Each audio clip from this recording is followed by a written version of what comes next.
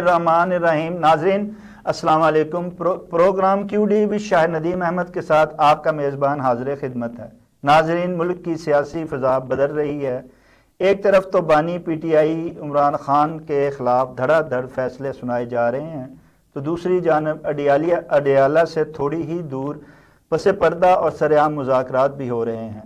लेकिन इसमें सबसे बड़ा ब्रेक थ्रू ये हुआ है कि बैरिस्टर गौहर और अली अमीन गंडापुर ने चीफ आर्मी स्टाफ से मुलाकात की है।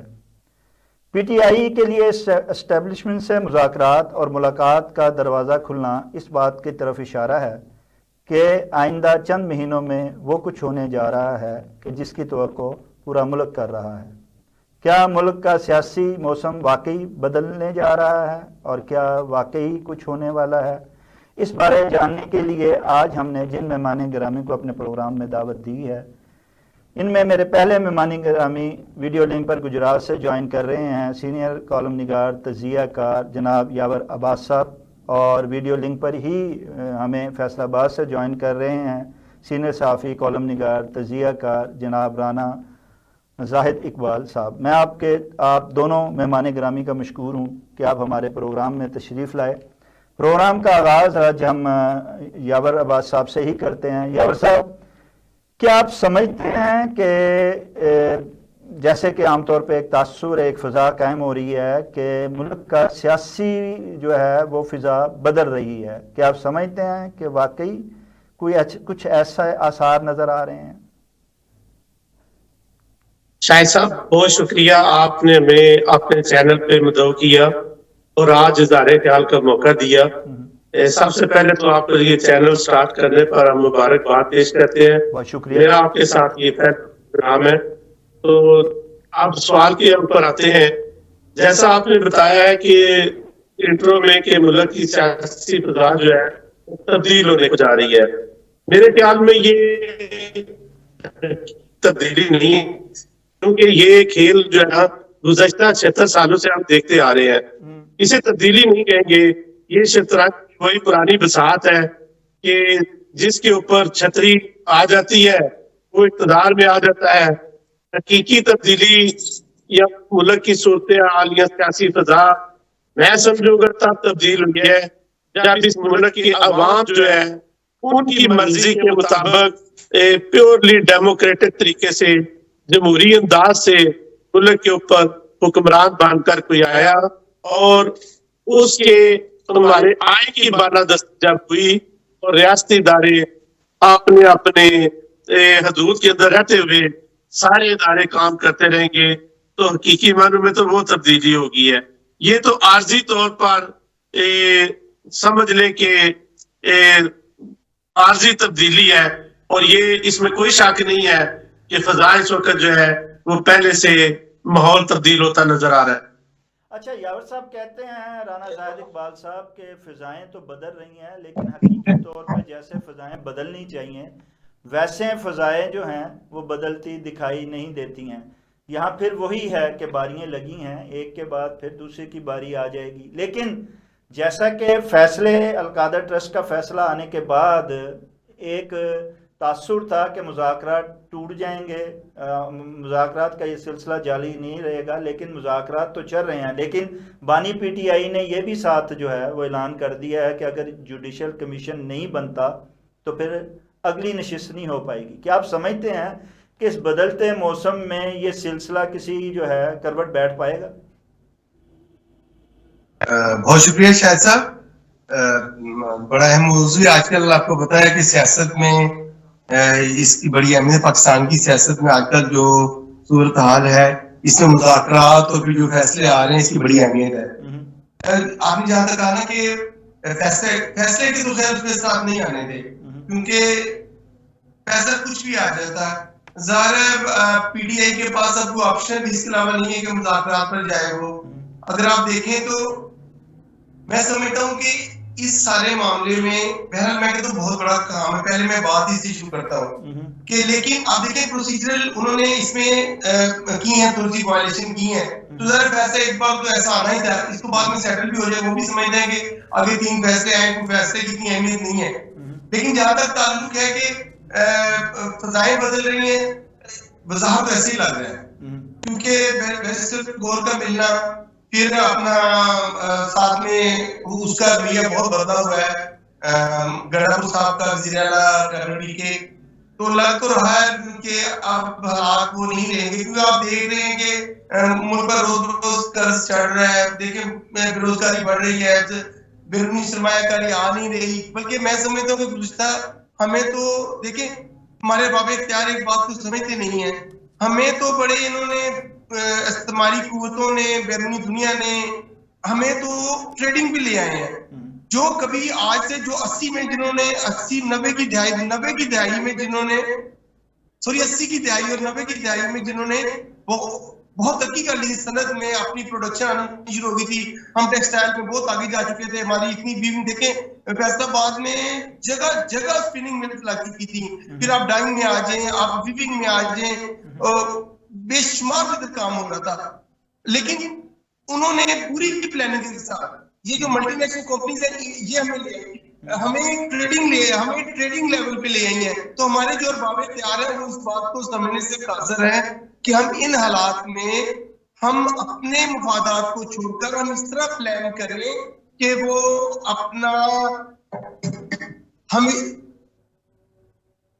اس طرح پلان کریں کہ ہماری جو بہتری آ سکے، ہمارے ملک ترقی کر سکے، معاشی طور پر ہم مضبوط ہو سکیں، لیکن ہم تو اپنی لڑائی میں پڑے ہوئے ہیں، ہر کو اپنے مفادات کی کھیل رہا ہے، وہ سب کو بھول چکا ہے کہ ہم نے کیا کر، دیکھیں بنگلہ دیش ہم سے علیحدہ ہوا ہے آج کس مقام پر ہے، صرف اس کی بنیادی وجہ یہ کہ وہاں کے سیاستدانوں نے حب الوطنی کا مظاہرہ کیا، وہاں کی فوج نے، وہاں کے سیکورٹی اداروں نے ان کا ساتھ دیا، تو آج دیکھیں کس مقام پر ہے، اور اب ہمیں موقع ملا ہے کہ وہ ہماری طرف لوٹ رہا ہے، تو اب ہمیں اپنے ملک کے بھی حالات انہی طرح ٹھیک کر کے باقاعدہ جو یعنی سیاسی بازار کو according to the situation of the country, according to the opinion of the people اس کو adopt کرنا چاہیے۔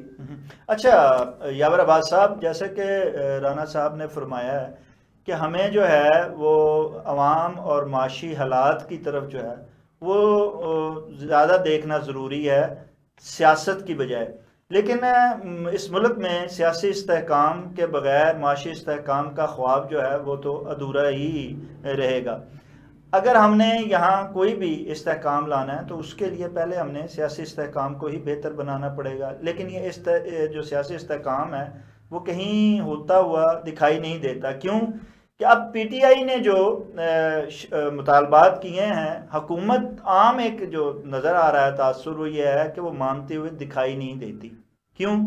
جوڈیشل کمیشن کے بارے میں عام مسلم لیگ نون کی جو رہنما ہیں وہ بیان دیتے ہوئے نظر آ رہے ہیں کہ جوڈیشل کمیشن جو ہے وہ نہیں بنے گا۔ اب وہ کیوں نہیں بنے گا؟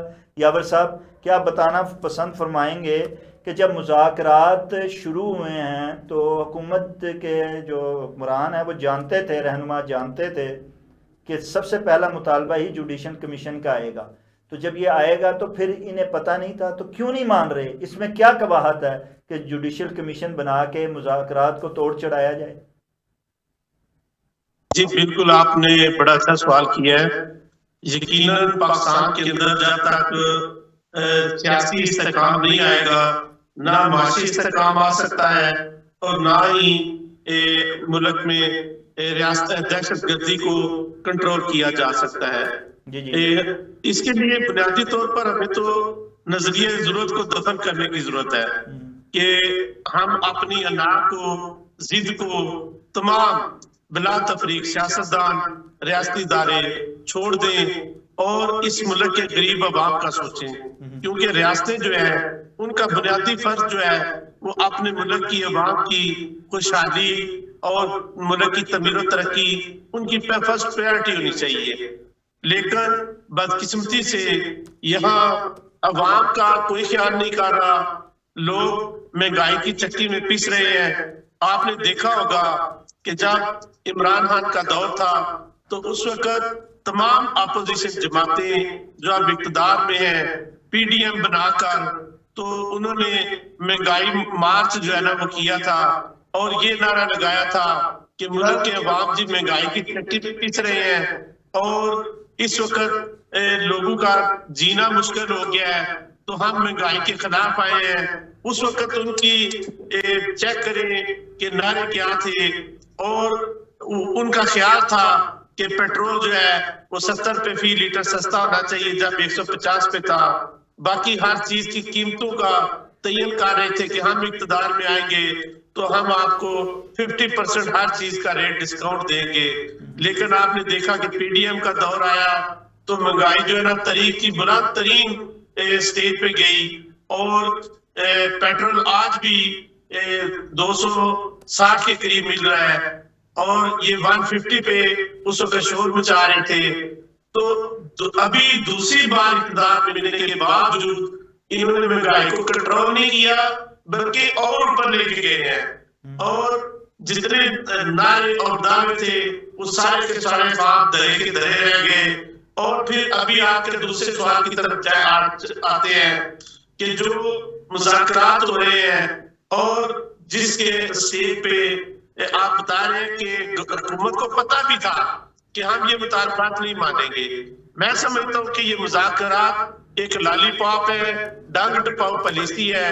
عوام کو ایک دھیان لگایا ہوا ہے کہ ہم مذاکرات کہتے ہیں، کسی طرح سے ہمیں ٹائم جو ہے نا وہ گین ہوتا رہے، زیادہ اقتدار کو طول دینے کے حربے ہیں.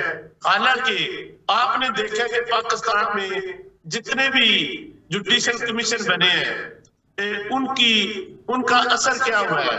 محترم کمیشن کی رپورٹ آج 50 سال گزرنے کے بعد بھی عوام تک منظر عام تک نہیں آئی، اور بڑے سارے جوڈیشل کمیشن بنے ہیں. یہاں محترمہ بے نظیر بھٹو جو سابق وزیر اعظم تھی ان کو قتل کر دیا گیا، ان کی پارٹی برسر اقتدار رہ چکی ہے. آج بھی ان کے میاں اسد علی زرداری صاحب پاکستان کے صدر ہیں، سندھ میں ان کی حکومت ہے، مرکز میں وہ الائنس میں ہے، لیکن اس کے باوجود کبھی کوئی رپورٹ منظر عام پہ آئی نہیں آئی.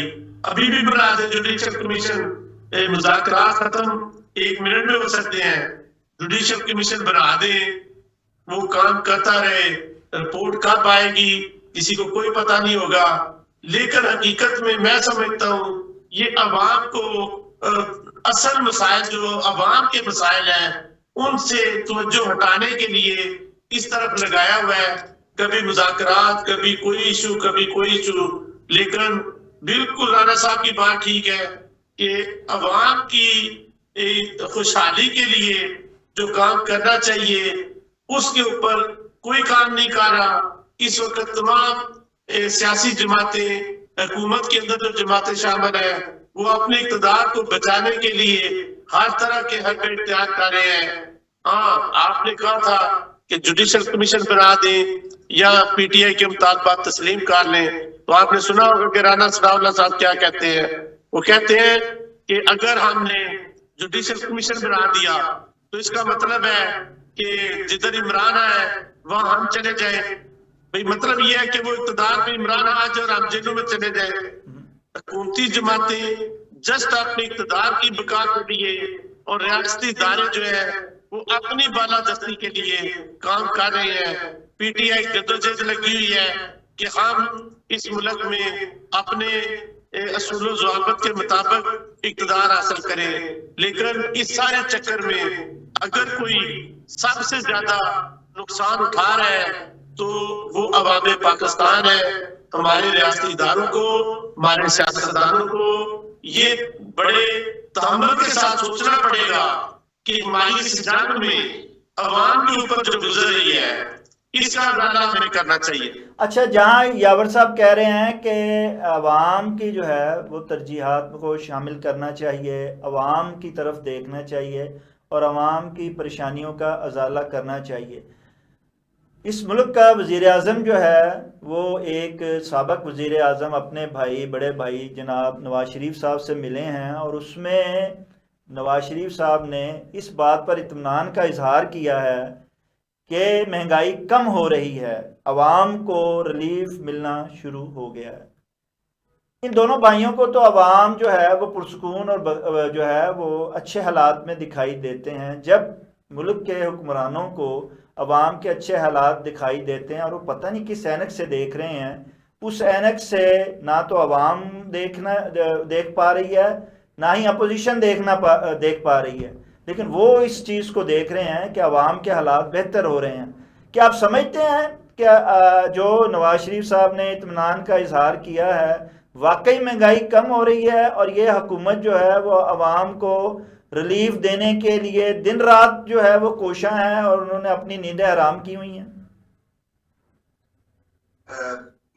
جی رانا صاحب، میں پوچھتا ہوں کہ یہ اشرافیہ کا تو یہ مسئلہ یہی ہے جی کہ وہ بغیر سوچے سمجھے بات کر دیتے ہیں۔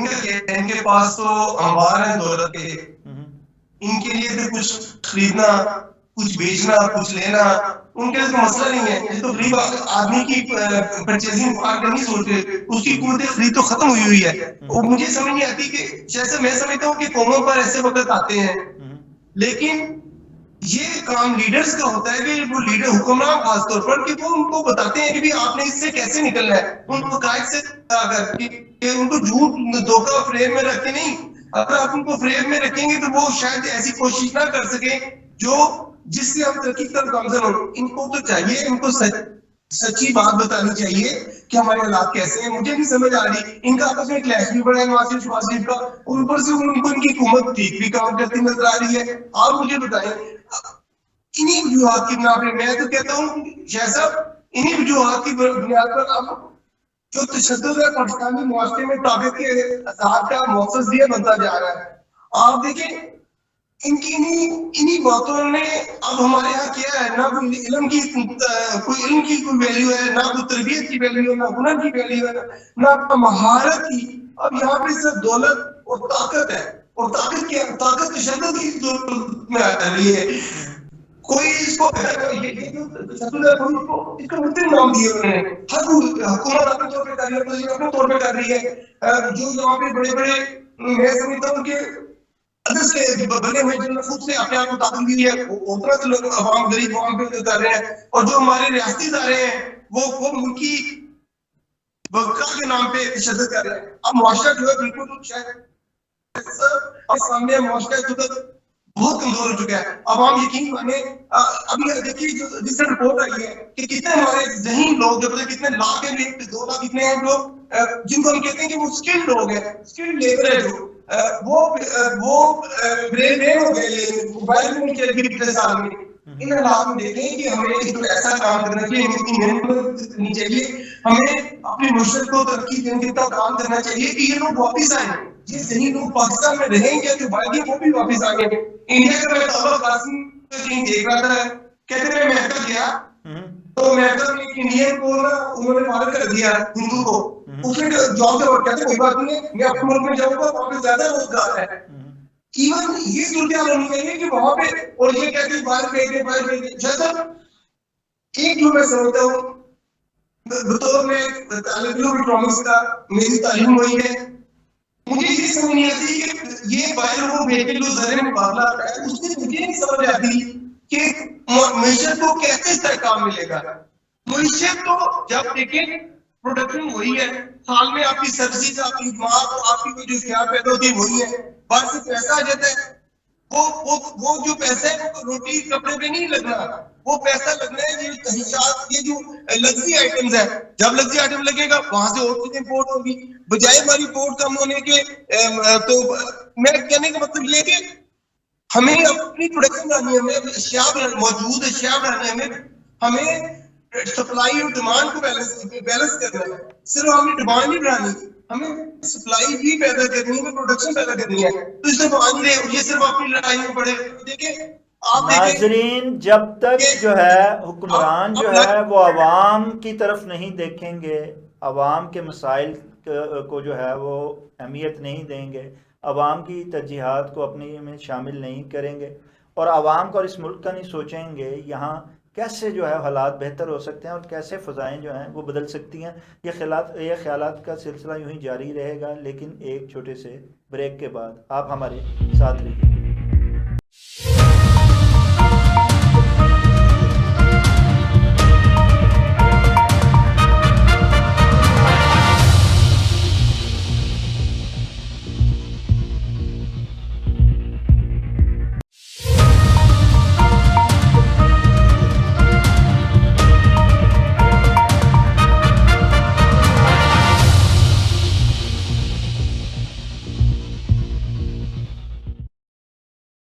ناظرین بات ہو رہی تھی عوام کی اور بات ہو رہی تھی سیاسی حالات کو بہتر بنانے کی اور مذاکرات کو کامیاب بنانے کی.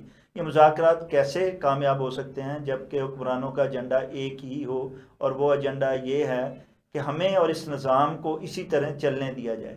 یہ نظام کے چلنے کی ان کو گارنٹی مل جائے تو مذاکرات صبح ہی کامیاب ہو سکتے ہیں. ہم اس بارے میں اپنے مہمان گرامی سے پوچھتے ہیں. یاور عباس صاحب, مذاکرات کا کامیابی کا سارے ہی عوام بھی باشعور ہے, جانتے ہیں کہ ایک ہی ایجنڈا ہے, اور وہ ایجنڈا یہ ہے کہ آپ لوگ ہمیں چلنے دیں, ہمیں اقتدار میں رہنے دیں, ہمیں اپنی ٹرم پوری کرنے دیں, اور ٹرم پوری ہونے کے بعد جب آئندہ الیکشن ہو تو پھر دیکھا جائے گا. اس چیز پر اور اس ایجنڈے پر اپوزیشن کیسے جو ہے وہ ایگری ہو سکتی ہے؟ کیا آپ سمجھتے ہیں کہ اپوزیشن جو ہے اس ایجنڈے پہ ایگری ہو جائے گی اور اپنے آپ کو اس سختی سے نکال پائے گی اور دوبارہ جو ہے وہ سیاسی سٹریم میں آ پائے گی؟ میں جس سب سے پہلے آپ کے پچھلے سوال کے اوپر نا جو رانا صاحب سے آپ نے سوال کیا تھا کہ سابق وزیر اعظم مسلم لیگ نون کے قائد میاں نواز شریف اور میاں شہباز شریف کو تو بڑی خوشحالی نظر آ رہی ہے. ایک جملے میں اس کو رسپونڈ کرنا چاہوں گا کہ دیکھیں جی واقعی ان کی کوئی اینک اور ہے جہاں ان کو خوشحالی نظر آتی ہے, لیکن یہ افسوس کا مقام ہے کہ پاکستان میں آئے روز نوجوان نسل جو ہے وہ یورپ کے سہانے خواب دیکھتے ہوئے کشتیوں میں ڈوب رہے ہیں. ابھی ریسنٹلی اسی ہفتے مراکش کے اندر جو پاکستانی نوجوانوں کے ساتھ جو کچھ ہوا ہے, ایک اور کشتی ڈوب گئی ہے جی. ہر روز ہر ہفتے یاور صاحب ایک کشتی ڈوب رہی ہے. جی بالکل, یہ مراکش کے سانہ میں یہ دو نوجوان جو ہے نا یہ میرے محلے کے تھے, گرد و نواز سے تھے, قریبی تھے.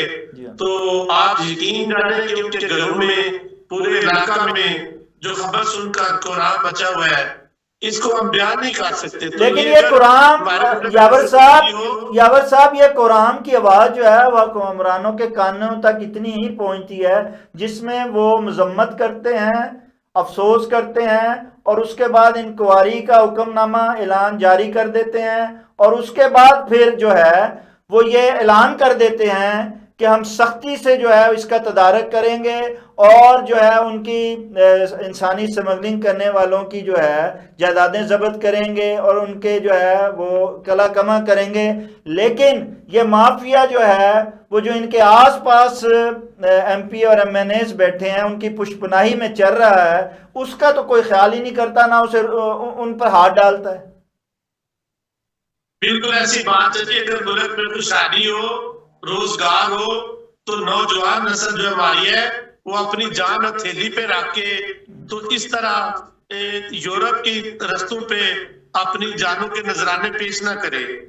اپنے ملک میں رہتے ہوئے لوگ کام کریں اور ان کو یقین ہو کہ یہاں ہمارا تحفظ بھی ہوگا, ہمارا فیوچر بھی سیکیور ہوگا. تو ایسا کوئی مسئلہ نہیں ہے. اور دوسرے نمبر پہ کہ جب اگر اتنی تیزی سے نوجوان نسل اگر کوئی جانا چاہتی ہے تو حکومت کوئی ایسا رستہ اختیار کرے کہ یہ لوگ غیر قانونی طریقے سے جانے کی بجائے قانونی طریقہ اختیار کرتے ہوئے ویزے لگوا کے حکومت ویزا کی پالیسیاں ان ملکوں کے ساتھ مذاکرات کرے لیبر ایکٹ کے تحت, اور جو ہماری لیبر ڈپارٹمنٹ ہے, وزارت ہے, وہ ایسے کوئی اقدامات اٹھائے. یہ تو ایک جواب تھا کہ خوشحالی دیکھنے کا. اب میں آتا ہوں کہ آپ کے دوسرے سوال کی طرف کہ مذاکرات حکومت کیوں کامیاب نہیں کرنا چاہتی. بالکل آپ کی بات بڑی ویلڈ ہے.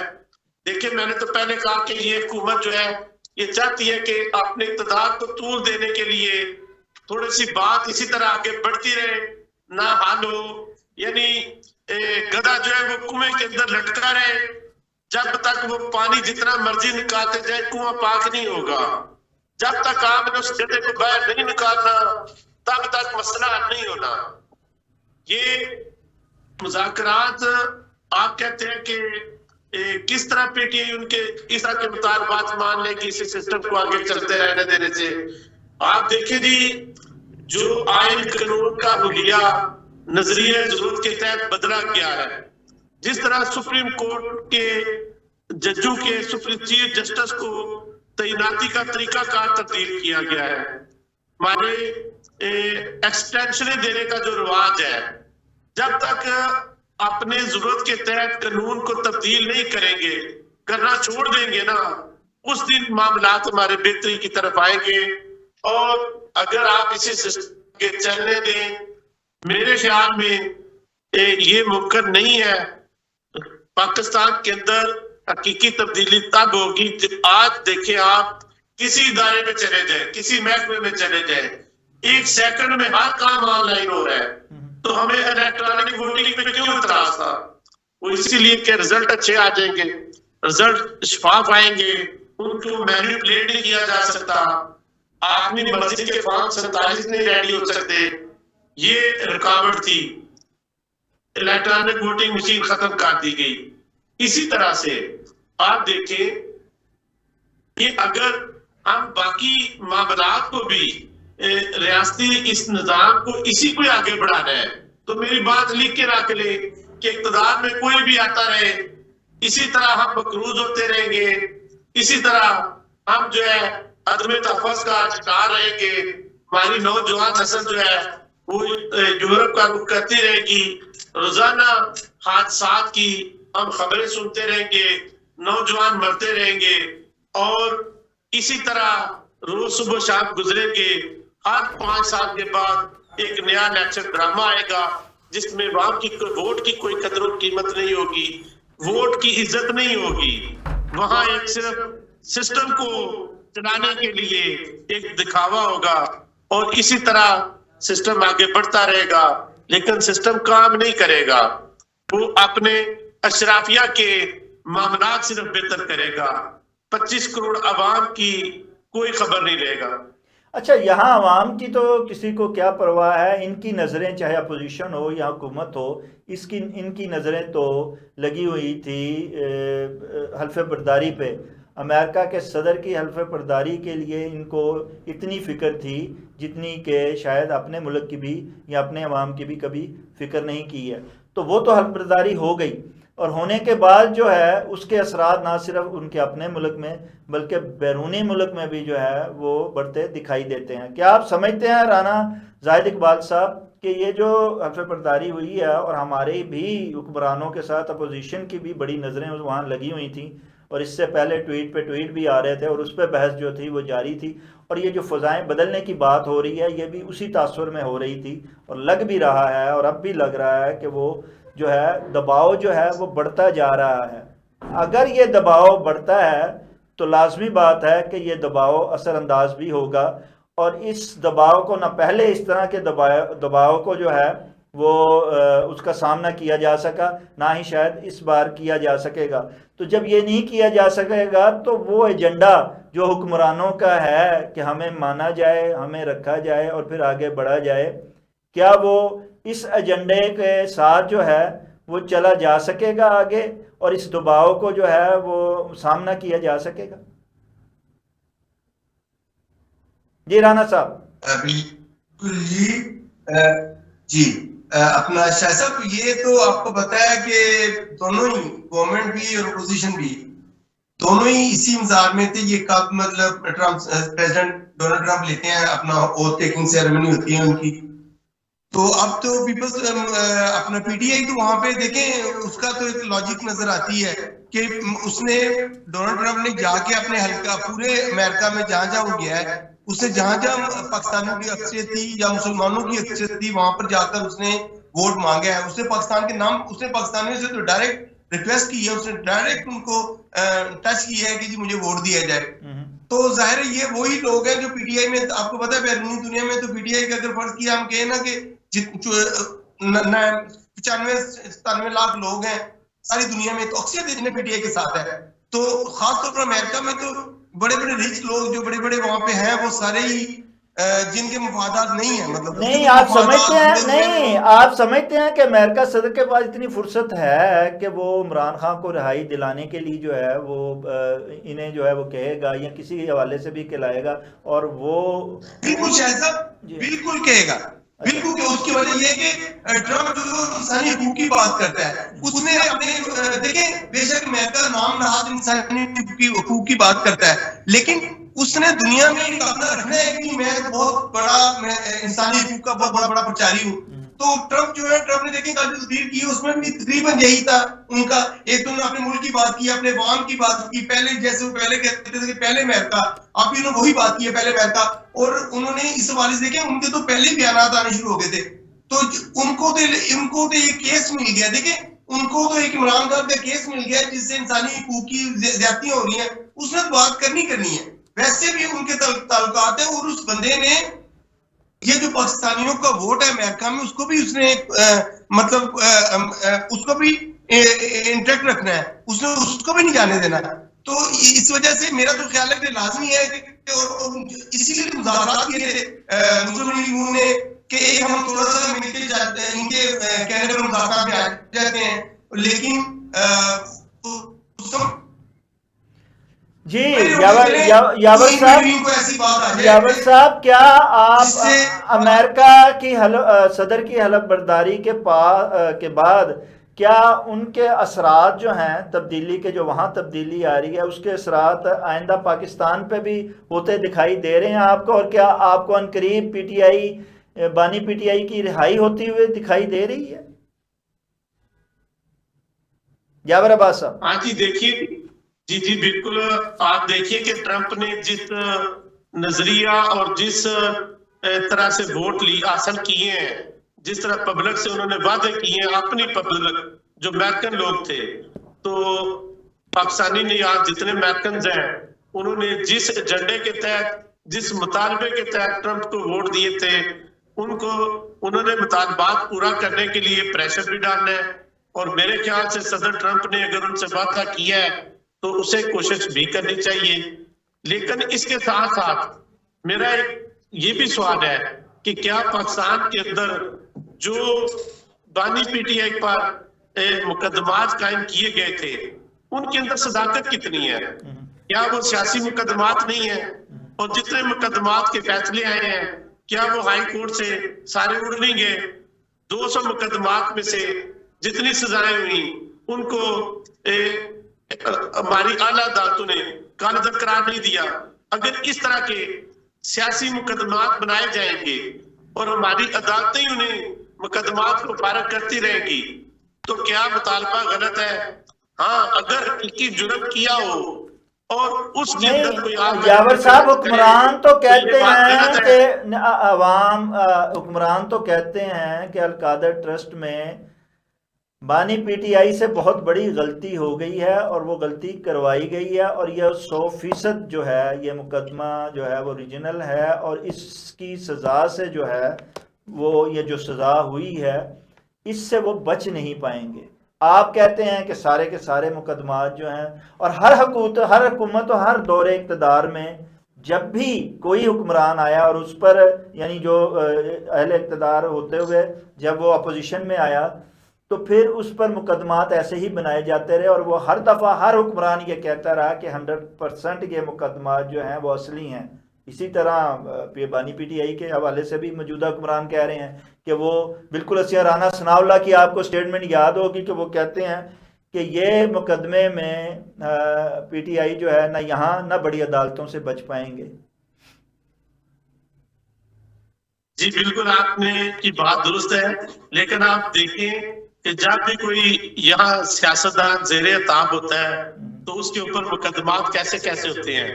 محترمہ بینظیر بھٹو کے خلاف سرے محل کا جو کیس تھا وہ کدھر گیا؟ آپ دیکھیں کہ طیارہ high jacking case Nawaz Sharif کے خلاف وہ سارے بڑے بڑے کیسز کدھر گئے؟ یاد دہلیاں کدھر گئیں؟ جب کوئی سیاستدان منظور نظر ہوتا ہے تو ہم نے اپنی آنکھوں سے دیکھا کہ لندن سے کس طرح وی آئی پی طریقے سے پروٹوکول کے ساتھ یہاں لایا جاتا ہے, اور پھر ایئرپورٹ کے اوپر ہی ان کو جو ہے نا ہر طرح کی سہولت دے کر عدالتوں میں بھی جانے کی ضرورت نہیں پیش آتی. بایو میٹرک بھی ایئرپورٹس کے اوپر ہی ہو جاتی ہے, اور سزا یافتہ لوگوں کو آتے ہی سیاسی جلسے اور اقتدار تک پہنچا دیا جاتا ہے. اور یاور صاحب آپ کہتے ہیں کہ پیج بدلنے کی دیر ہے اور آپ کو پیج بدلتا ہوا دکھائی دے رہا ہے. یس بالکل آپ کی بات 100% درست ہے. مجھے ایک اور جملہ یاد آ گیا کہ جب پرویز مشرف کو بار بار وردی اتارنے کا مطالبہ کیا جا رہا تھا تو ہمارے جو تھے پرویز علیہ صاحب کہتے تھے کہ 10 بار وردی میں صدر منتخب کریں گے. لیکن پھر انہی آنکھوں نے دیکھا کہ انہوں نے وردی بھی اتاری اور استعفیٰ دے کر گھر بھی چلے گئے. صحیح.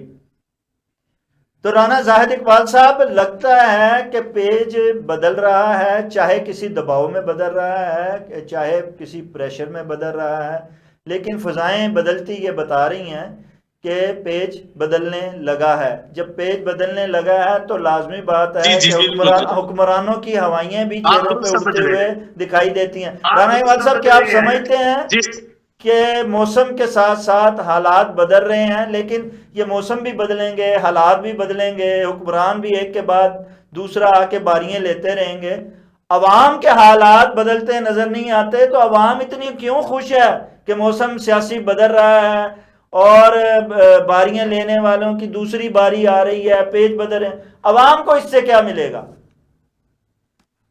عوام کو تو شاید صاحب میں دیکھ لیں 77 سالوں میں کیا ملا عوام کو. آپ دیکھیں گے یہ ملک تو اب شاید صاحب اشرافیہ کا ہی رہ گیا صرف.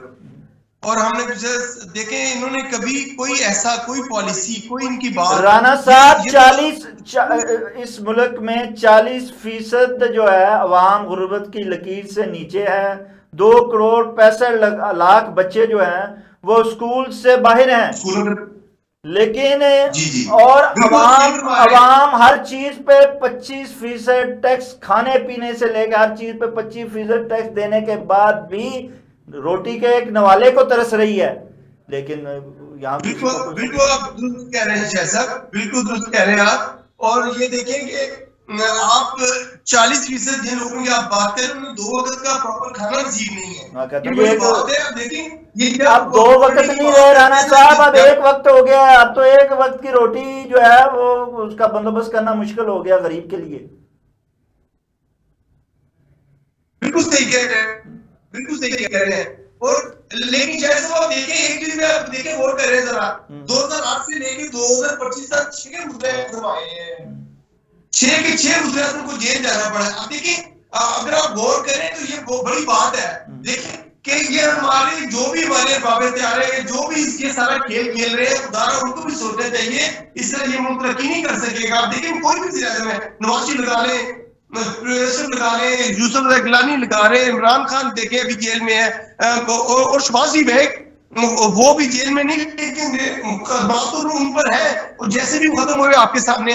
پھر دیکھیں کس ہونے انداز سے مقدمات بنتے ہیں وہ کس سے ختم ہوتے. دوسری بات آپ کہہ رہے تھے کہ یہ جو القادہ یونیورسٹی کا کیس ہے اس میں بڑی جان ہے. شاید صاحب یقین مان لیں اس میں کوئی جان نہیں ہے، ٹیکنیکلٹی میں کوئی جان نہیں ہے. وہ جہاں پیسے آئے ہیں وہ بالکل صحیح جگہ پہ کیے، جہاں پہ لگے وہ لگے ہیں. لیکن ایک وزیر اعظم ہے ملک کا، اس نے فیصلہ کرنا ہے کہ میرے پاس جو بھی فنڈز ہیں میں نے اس کو عوام کی بہتری کے سب کرنا ہے، یا عوام کو کہاں پہ ضرورت ہے. سب سے بڑی بات ہمارے ملک کا 77 سالوں میں میری ذاتی رائے میں سب سے بڑا مسئلہ ریسورسز کو ایلوکیٹ کرنے کا رہا ہے. انہوں نے پراپر ایلوکیشن نہیں کی. How to allocate the resources, ان کو اس چیز کا پتہ نہیں تھا کہ ہماری ان کو پرائورٹیز کا تعین کرنا ہی نہیں آیا، ان کو ترجیحات کا تعین کرنا ہی نہیں آیا. اور میں سمجھتا ہوں کہ ایسے مدرسے کی شاید صاحب میری ذاتی رائے ہے، ممکن ہے آپ دونوں مجھ سے ایگری نہ کریں، لیکن اس وقت ملک کو ایسے مدرسے کی بہت ضرورت ہے جس میں دنیاوی تعلیم کے ساتھ ساتھ دینی تعلیم دی جائے. کیونکہ ہمارے مدارس دیکھیں 200 سال 250 سال پیچھے جائے تو ہمارے مدارس تو ایسے اذہان پیدا کیا ہے کہ انہوں نے اردو میں تعلیم دی ہے. آپ دیکھیں اپنا قانون کی، اپنا میڈیکل کی اور اس طرح دیگر جغرافیہ کی، حیات کی، یہ ساری تعلیم نے اپنی بک سے کی ہوئی تھی. آج دیکھیں کوئی ہماری بک ہے نہیں ہمارے اپنی لینگویج میں، دیکھیں. اور یہ وہ بنیادی خامی ہے جس سے ہم ابھی تک مار کھا رہے ہیں. دیکھیں ابھی بند کیا ایک بندہ اگر آپ کو اردو میں پڑھ رہا ہے، دیکھیں جو آپ کی مادری زبان ہے آپ اس میں اچھا سوچ سکتے ہیں، آپ کے خیالات بڑھ سکتے ہیں، آپ کی رینج بڑھ سکتی ہے. لیکن ہم نے کبھی بھی گزشتہ 70 سالوں میں کوئی ایسا کام نہیں کیا کہ جس سے ہم کہیں کہ ہمارے جو ہمیں باہر سے کہتے ہیں جب جن کو اقتدار ملتا ہے ان کو ساتھ میں انسٹرکشن ملتی ہیں وہ اسی پہ عمل کر دیتے ہیں. بڑی ناظرین، میں انٹرسٹنگ بات کرنے لگا ہوں. ملک کا سیاسی نظام شاید بدل جائے، ملک کی فضائیں بھی شاید، سیاسی فضائیں بھی شاید بدل رہی ہوں، لیکن عوام کو ان سے کوئی غرض نہیں ہے. عوام چاہتے ہیں کہ ان کی زندگی میں کوئی تبدیلی آئے، ان کے زندگی کا موسم جو ہے اس میں کوئی تبدیلی نظر آئے، لیکن انہیں یہ تبدیلی نظر نہیں آتی ہے. عوام کے صبر کا پیمانہ آہستہ آہستہ جو ہے وہ لبریز ہونے لگا ہے. ڈریے اس وقت سے کہ جب عوام کے جو ہاتھ ہیں وہ حکمرانوں کے گریبانوں تک نہ پہنچ جائیں. ناظرین، یہ وقت جو ہے اس کا انتظار کرنے سے پہلے بہتر ہے کہ حکمران جو ہیں وہ عوام کی نبض پر ہاتھ رکھ لیں اور عوام کا جو ہے وہ خیال کر لیں، ورنہ ایک دن عوام جو ہے انہیں اقتدار سے اٹھا کر باہر پھینکے گی. ناظرین، اس کے ساتھ ہی پروگرام کا وقت ختم ہوا چاہتا ہے. اپنے میزبان شاہ ندیم احمد کو اجازت دیجیے. آپ کا ہم سب کا اللہ نگہبان.